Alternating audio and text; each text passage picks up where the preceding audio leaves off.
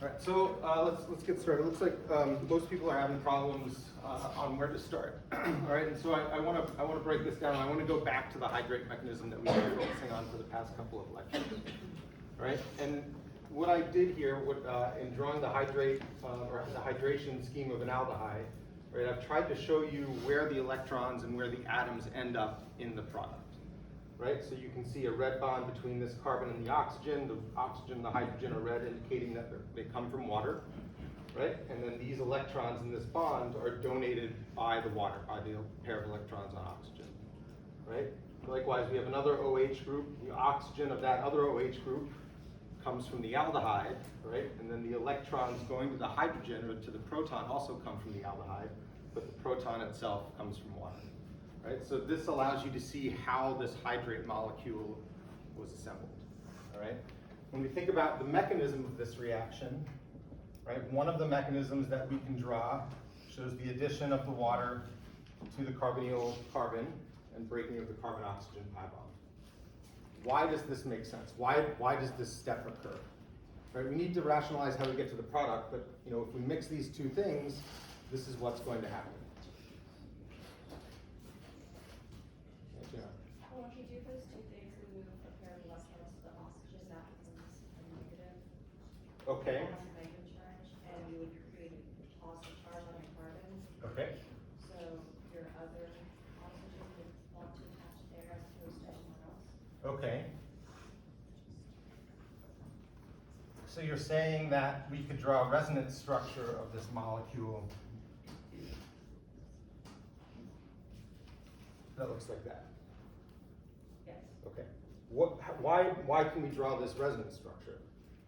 Is it just based on nucleophilic addition? Sure, yeah. So what do you mean by that? So like basically when you break the pi bond, the electronegative atom takes those, like the electron pair, Okay. and then it makes the carbon more electrophilic. So then it's more vulnerable to a nucleophilic attack.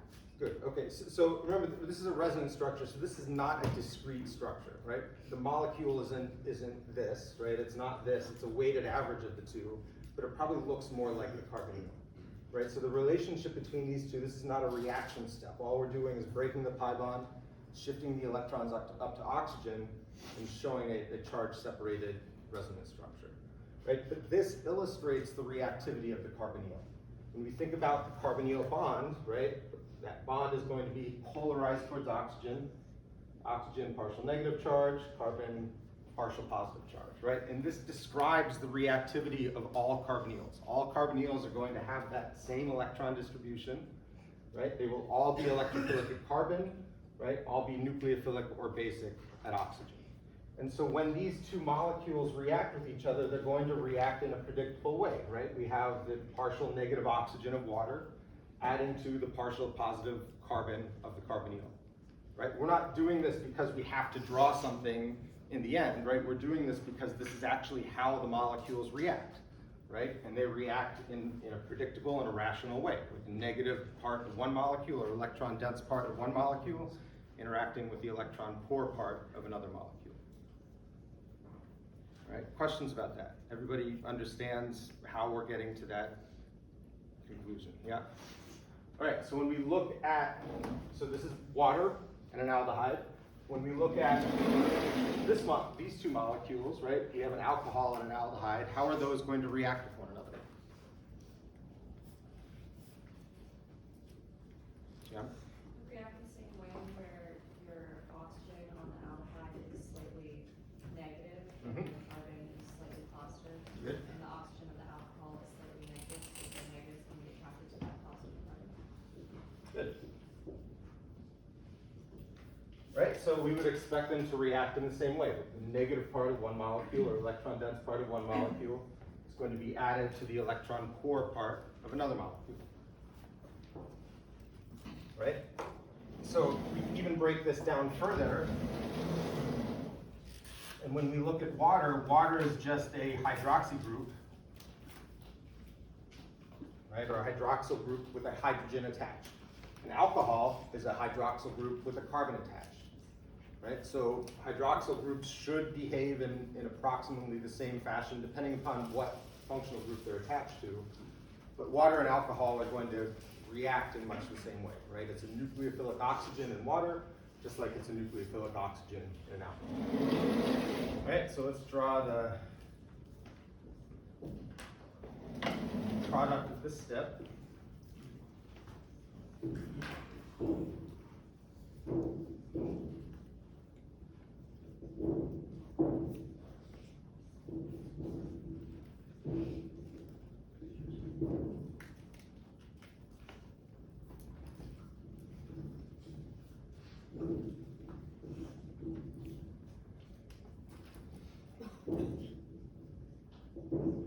Right, so that's going to be the first intermediate of the reaction.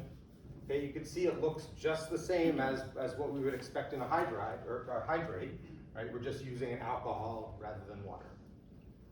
Right, so this is the carbon-oxygen sigma bond that was made. We broke the carbon-oxygen pi bond.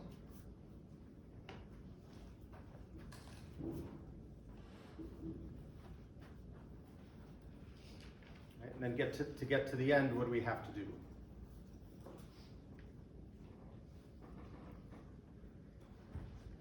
Again, this should not be a mystery, right? The alcohols are going to react in the same way as water. Just an alcohol is a hydroxy group with an alkyl group. Water is a hydroxy group with a hydrogen. Yep. Is it going to be the hydrogen on the positive oxygen? Would that bond break? Mm-hmm. And the hydrogen will go on to the negative oxygen? Good. So you're seeing the right thing, right? We want to take this proton off of this oxygen, right, and replace it onto that oxygen. Can that happen in one step? Can that happen intramolecularly within the molecule? Yes, it's because it's a proton transfer.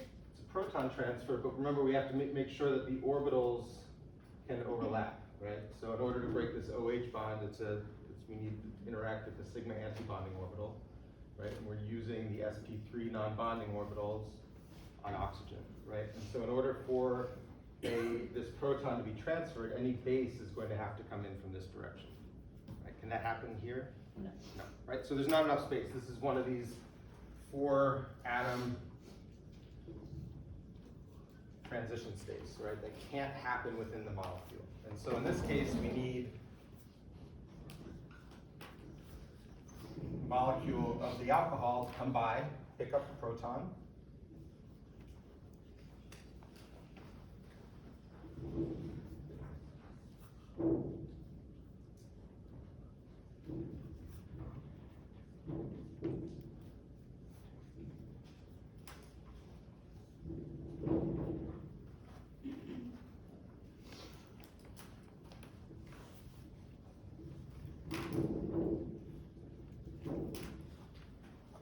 And that alcohol is all it's doing is in this mechanism is it's serving to shuttle the proton from one oxygen, right, take it off that, and then put it on the other.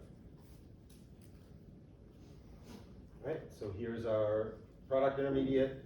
Right, here's the intermediate or protonated alcohol. Each is protonated, and then we'll use a pair of electrons to grab that back off that alcohol, and that gets us to the end.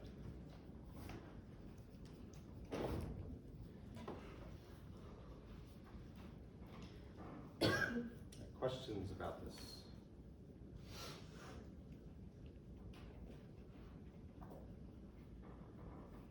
Questions?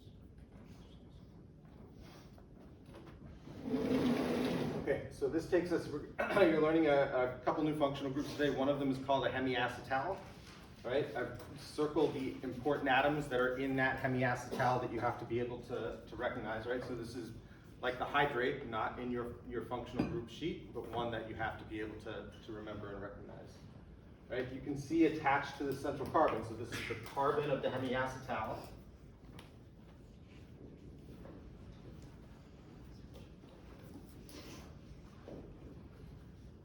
You're keeping track of your atoms.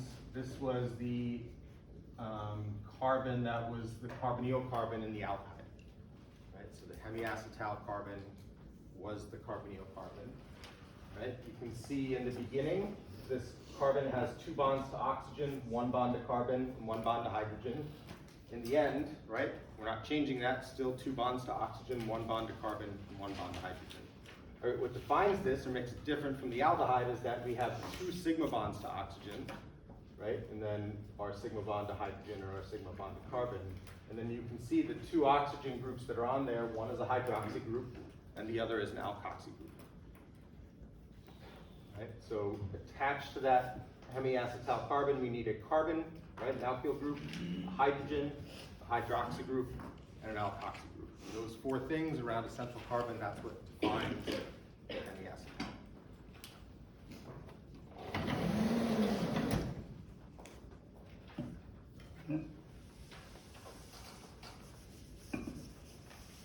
Questions about that? Okay, we're not going to go, just in the interest of time, we're not going to go over the reverse mechanism. You can figure that out yourselves. It's going to be the same as, or you're going to hit the same intermediates as you did in the forward direction, right? You're just rationalizing electron movement, drawing different mechanism arrows.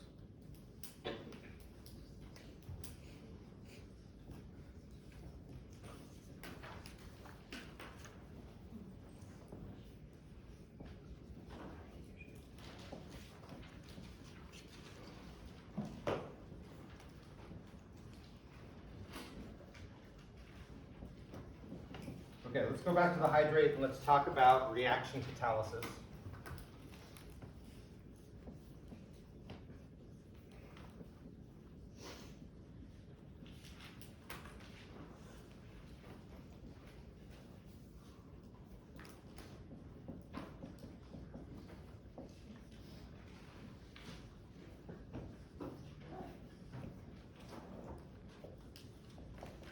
So we're going to look at the same hydration of acetaldehyde. One is going to be a neutral reaction up top. One is going to be an acidic reaction, and one is going to be a basic reaction.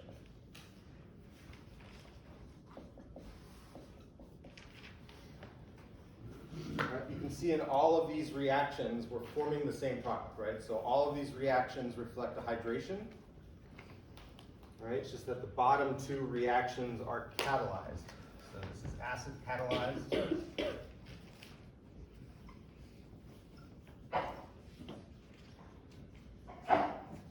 The bottom is base catalyzed.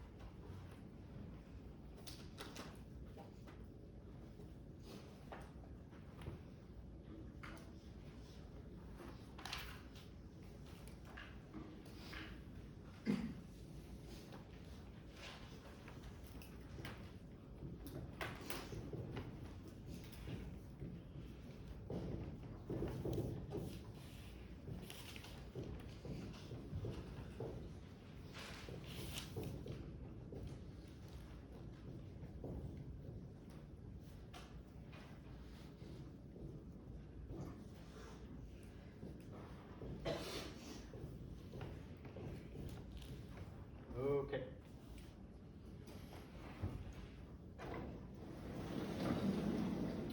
All right, so what I've done, I've drawn the energy diagram for this reaction under neutral conditions.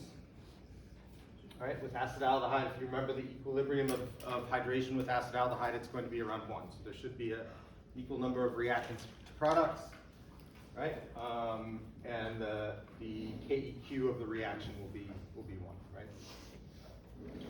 This is one of the mechanisms that we drew out for the hydration. So we're protonating the aldehyde oxygen first, and then the hydroxy group is adding in adding to the carbonyl carbon to make the hydrate. see, again, you can see the bottom two reactions don't affect the outcome of the reaction. Right? I will say that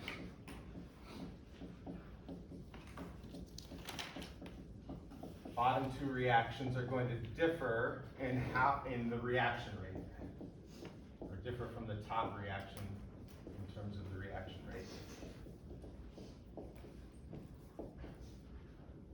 Right, so let's say that the top reaction, when we mix those things, equilibrium is established after an hour. Okay, so same equilibrium. Bottom two reactions, maybe that equilibrium is established after 5 minutes.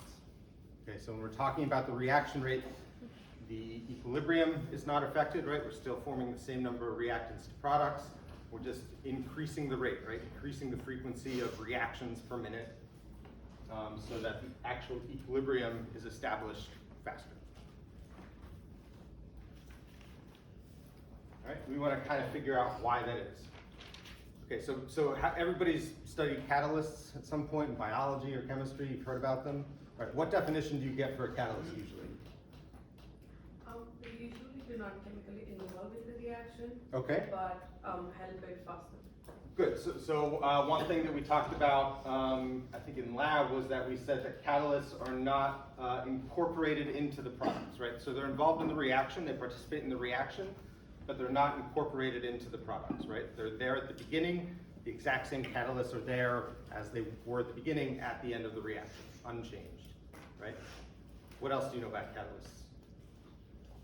They lower the activation energy. Awesome, they lower the activation energy. And why is that important? Um, How does that affect the reaction if you lower the activation energy? it makes it faster reaction rate. Good, faster reaction rate. So we talked about kinetics of a reaction, right? The kinetics involve the paths going from the starting materials to the intermediates to the products, right? The higher that hill that we have to climb, the slower the reaction rate. The higher the activation energy, the lower the activation energy, right? What we're doing here, if we think about this reaction, say acid catalyzed,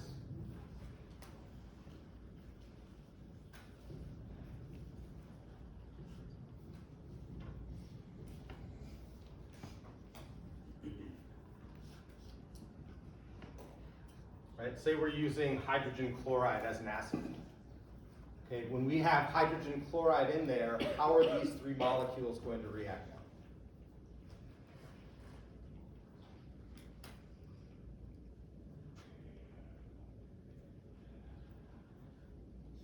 Joey, you know? Is the oxygen from the aldehyde going to take the hydrogen off of the HCl instead of the water? That's Good. Yeah, why would that happen? because the hydrogen chloride's going to disassociate easier since Yeah. it's a strong acid. Excellent, right? So this is a much stronger acid than water, so we would expect if any proton transfer occurred, right, it would occur between the oxygen of the aldehyde and the hydrogen of the stronger acid rather than the oxygen of the aldehyde and the hydrogen of the water, and the proton of the water.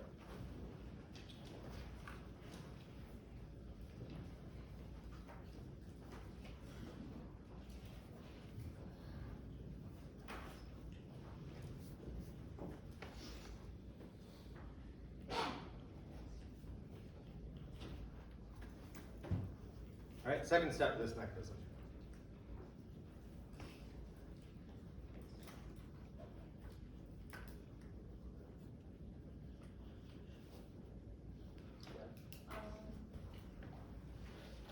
Want to break the double bond Mhm. between the oxygen and carbon, have your electrons go to the oxygen, Mhm. and then have electrons from the water molecule down there to the carbon. Good, right? So we want to show the formation of the OH sigma or the OC sigma bond and breaking of the OC pi bond.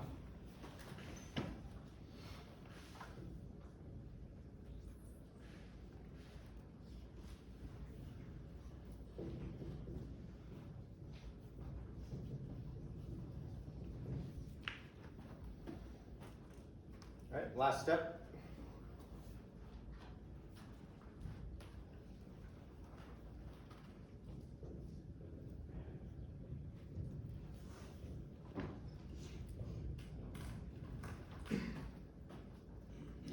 The sigma bond between the oxygen and the hydrogen break,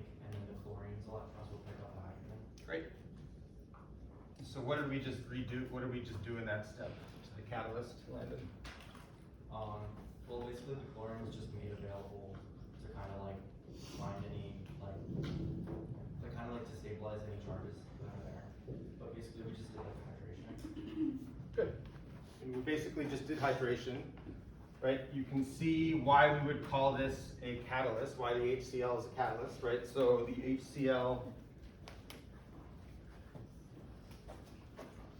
is there in the beginning of the reaction, right? And when the reaction is done, we reform that HCl so it can go on and catalyze other reactions. Right? So it's not being incorporated in any way into the product, right? It's just helping to facilitate the reaction.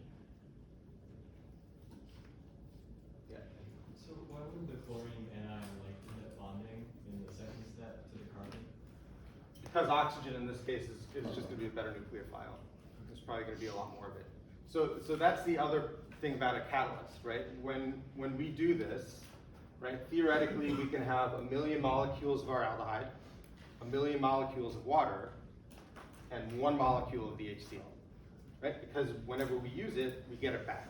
Right? That would not be a very fast reaction if there's only 1 molecule of HCl, right? But the point is when we use catalysts, we use them in substoichiometric amounts, right? So if there's 1 mole of this and 1 mole of this, we would use 2% of the HCl, right? So there's not going to be, at any one time, there's not going to be a whole lot of chloride in there relative to the water or another nucleophile. But in general, the water, in this case, is going to be a better nucleophile than the chloride. Landon, yeah. Good. Gotcha. I was gonna ask, does it matter that you use the proton from the catalyst and replace it with a different proton, or because the acid is still made at the end? Yeah, the acid is still made at the end. Okay. So if it's whole, we mean, right, this proton is not unique from any other proton. So it's, essentially in a net sense, right? It's just regenerated. Landon? So does it matter specifically what concentration of hydrochloric acid you pour in? As long as it's between 0 and 1 because there's water already in it? What do you mean by concentration? So could you pour concentrated hydrochloric acid as a catalyst, or should it be diluted to 0.1 molar of hydrochloric acid? So the concentration doesn't matter, right? So like I said, we could literally, this reaction would be catalyzed by 1 molecule of the HCl, right? So whether we try to fish 1 molecule out of concentrated HCl or we bring some water with it in a solution, it doesn't matter. I mean, it's really, as long as the hydrochloric is in there. as long as the hydrochloric acid is in it. The amount is going to determine the rate, right? So you can imagine if there's only 1 in here and 1 million molecules, and this is the thing that's causing the reaction to go, right? It's going to take a long time to cycle through all 1 million molecules. Whereas if we had 10 of them, right now we increase that reaction rate by 10 because we have 10 molecules doing what that one is doing. Right. So, but usually the catalysts that we're using are good enough that we put in 2-3%, and that's enough to speed up the reaction considerably. Yeah.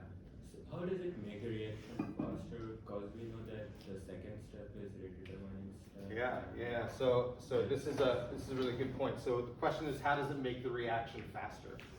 Right. So first of all, let's think about this neutral reaction.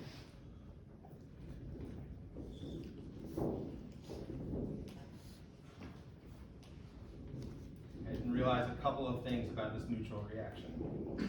Right, so this first step that we can draw for the neutral reaction, where we're deprotonating water and protonating the carbonyl, this is an acid-base reaction.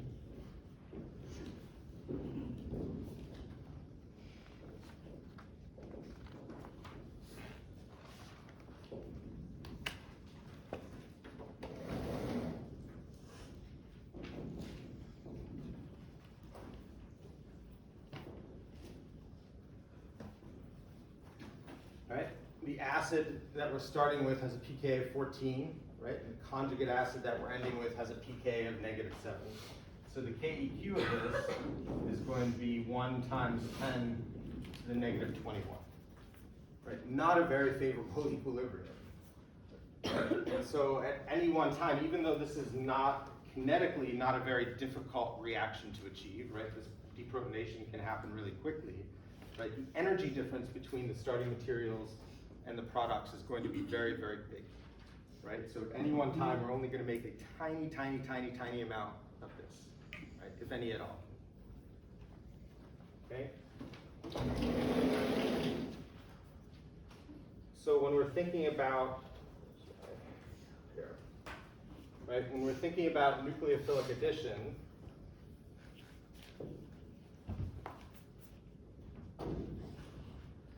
right? This reaction is going to be pretty favorable. HCl is a strong acid, right? And so that oxygen is going to be significantly protonated, right, to form this. And so there's going to be a lot more of this in solution if we're using a strong acid, right, rather than just having water in there. Make sense, right? Or the HCl in this case, pKa of 7, right? Product pKa of 7. Right? So the KEQ of this acid-base reaction is going to be around 1. Right? So when we use an acid catalyst, we're going to have a lot more of this in there than we would up here. So that's one reason why this reaction gets sped up. Right? If we think about the other mechanism, though, for hydration, right? In the other mechanism, we're taking water and we're adding that to an aldehyde.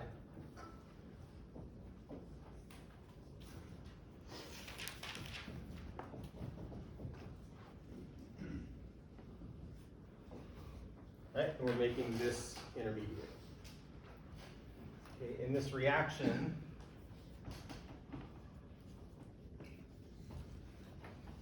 right? These aldehydes are electrophile.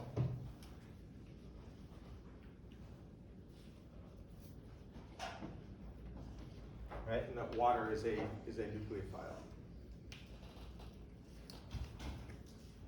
Right? We can even qualify these further and say that the electrophile is a good electrophile, right? Not super strong, but not super weak. And the nucleophile is an okay nucleophile, right? So we're getting really sciencey here with our qualification terms. Okay, so if we look at this step and we compare that to the second step of the catalyzed reaction,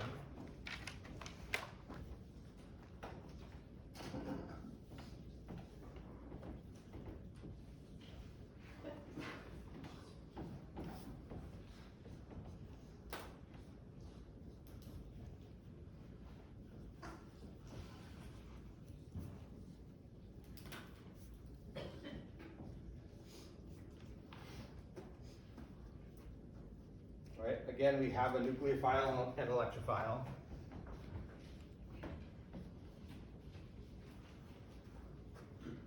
Okay, you can see in both of these reactions, the nucleophile is the same. So in both reactions, the nucleophile is just water, but the electrophile is different. Right? This has a protonated oxygen, right? This just has a neutral oxygen with lone pairs. Which of these is going to work better? It's going to be a faster reaction. The second one, Why? because the oxygen has a partial positive charge on it already. Okay, how does that affect? It's gonna make that carbon, or it's gonna want the electrons from the pi bond to pull towards the oxygen Right. to make the carbon positive and want the electrons from the hydrogen or the water. Good. Good. So whenever we put an extra bond onto that carbonyl oxygen, right? In this case, it's a proton. It doesn't have to be a proton, right? But whenever we make a third bond to that oxygen, in order to do that, has given away one of its bonding pairs of electrons, right? So up here we can see that happens, right? Oxygen gives up its non-bonding electrons, grabs a proton, and so in this form, right, a protonated carbonyl, that oxygen is pulling a lot harder on the bonds around it, so it can get that non-bonding pair back. Okay, so whereas an aldehyde, right, we understand as being polarized towards oxygen, a protonated aldehyde is going to be much more heavily protonated towards oxygen.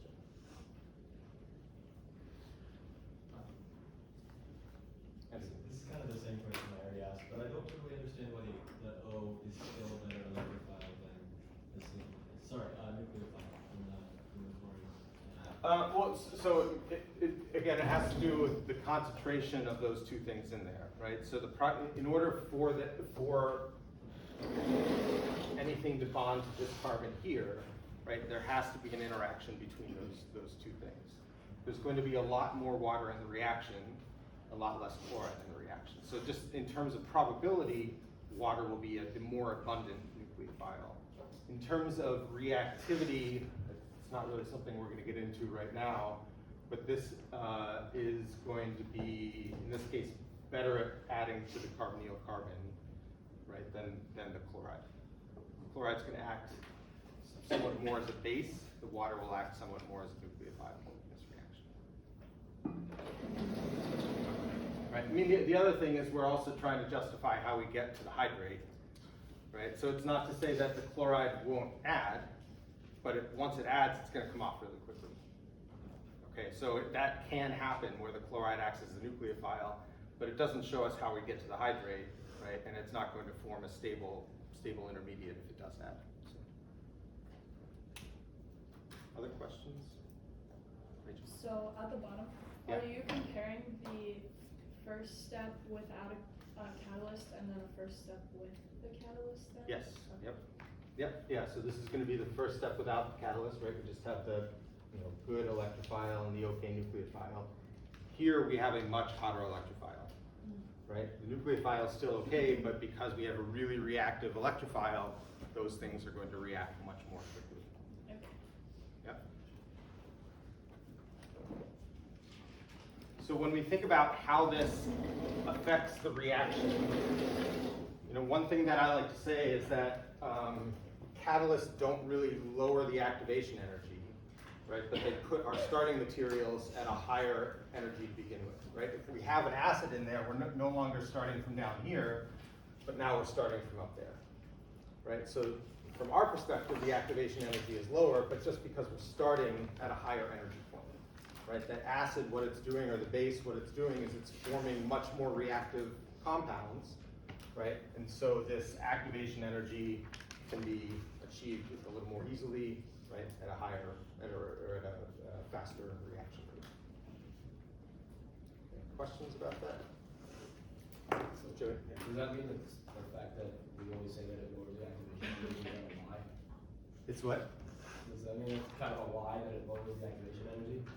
I mean, it's not really a lie. I mean, it just depends on your perspective. So, I mean, if you look up catalysis energy diagram on the internet, you'll see images where the starting materials are starting at the same state, right, and just going through a different pathway, right? I like to understand it as the way that, right, if we have an acid in there, we no longer have, because that acid reacts fast, we no longer have this, but we're really starting with this, right? Or we're starting with this water and HCl, right? And HCl, because it's a reactive molecule, takes the starting materials all the way up to a higher energy level. So that's how I like to think about it. I mean, you'll get different explanations from different people. Yeah. So is it like safe to say that with the presence of the HCl and the extra proton, essentially, that Yes. you are limiting the amount of like water molecules that the aldehyde has to interact with? So we have the water molecule that turns into a hydronium to like do It's not that you're limiting the number of molecules that you have to. I mean, really, what you're doing is you're putting something in there that's going to create a much more reactive electrophile. Okay. That's all. So you're taking a reaction with okay nucleophile and okay electrophile, right? And now you're adding an acid which is going to react with that electrophile and give you a really, really good high energy electrophile, so it can react faster. One super quick question, because you're raising like the energy, like the starting energy, Yeah. does that make it more exothermic then, or is it just? No, it's catalysts don't change, because that acid's in there at the end too, right? So that's going to be factored into the energy of the products, right? So it's not going to change the equilibrium of the reaction at all. And that's a very important concept, right? That the catalyst can speed up a reaction, but the equilibrium is still going to be 1-to-1. The energy of the starting materials, products, relative, intermediate, going to be all the same. Okay. Other questions? Okay, let's really quickly look at the base catalyzed reaction.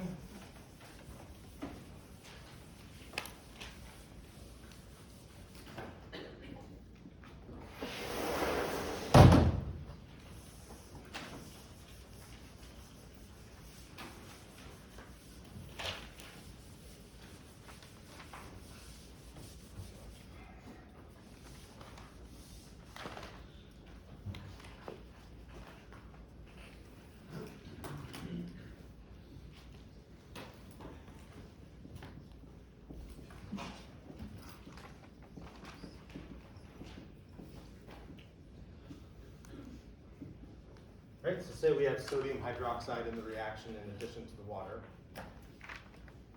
Okay, sodium hydroxide, all it is deprotonated water. Okay, so when we have these three things in the reaction, what's going to happen?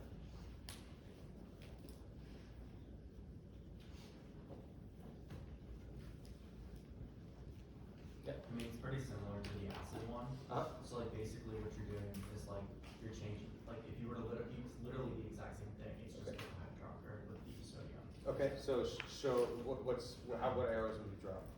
So remember, sodium in this case, this is just a spectator ion. We're just using it to counterbalance the charge. We're not going to draw arrows to it, arrows away from it, right? It's just there to balance out the negative charge of the hydroxy group. Yeah. Would you take the hydrogen off the oxygen and put it onto the double bonded oxygen as like? No, so this is under basic conditions, right? So we don't have an acid in there to protonate this oxygen. Would the base take a hydrogen from the water molecule?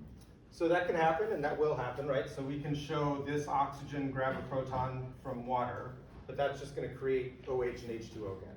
So that will happen for sure, but we're not going to show it mechanistically. Yeah. The base will take the carbon and make the carbon oxygen sigma and break the carbon oxygen sigma. Good, right? So when we think about how these molecules are going to react, we have water, an okay nucleophile. We have deprotonated water, a really great nucleophile, right? Oxygen has an extra lone pair, has a formal negative charge, wants to give up that lone pair so it can get back to neutral form, right? So in this case, we have a good electrophile.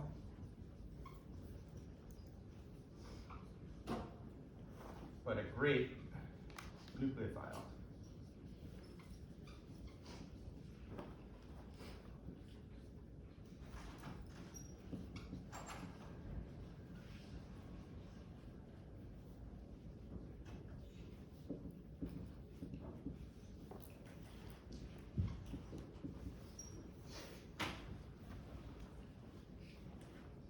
All right, so that gets us to this intermediate, negatively charged oxygen of the hydrate. What do we have to do to get to the end? Right. Break one of the OH bonds in water, Great. then have the oxygen that's negative gravity.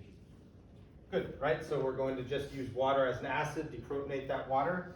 You can see when we do that, right, we use the base at the beginning of the reaction. And when we deprotonate that water, that's going to regenerate the hydroxide base that we used at the beginning.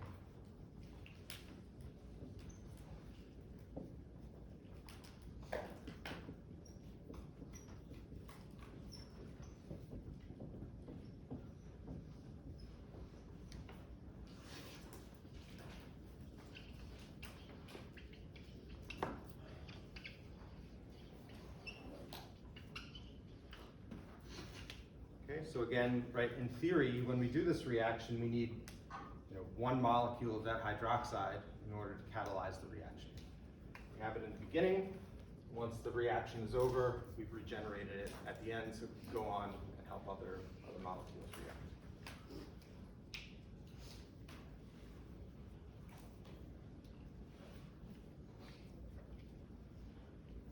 Okay, so the whole point here is that catalysts help. Catalysts speed up the reaction, right? They don't change the equilibrium at all. But if we do this neutral reaction, it's going to take a long time to reach that equilibrium. If we throw in a little bit of an acid or a little bit of a base, what we're doing with the acid, we're increasing the reactivity of the electrophile. Under basic conditions, right, we're throwing in a really hot nucleophile. and regenerating it at the end, right? So if we can increase the reactivity of one of the reaction partners, that's going to speed up the reaction. Okay, questions about this? Yeah. So with the catalyst, there's only one intermediate, whereas in the other ones, there's two. Yes, with the catalyst, there's not we don't have two different mechanisms, So right? there's only one. There's going to be only one here. Other questions? Okay, one quick thing. So I'm thinking about delaying the test for 1 week, pushing it back next week. I'd like 2/3 buy-in from the class in order to do that. Okay, so it'll be next Wednesday, same time, same place.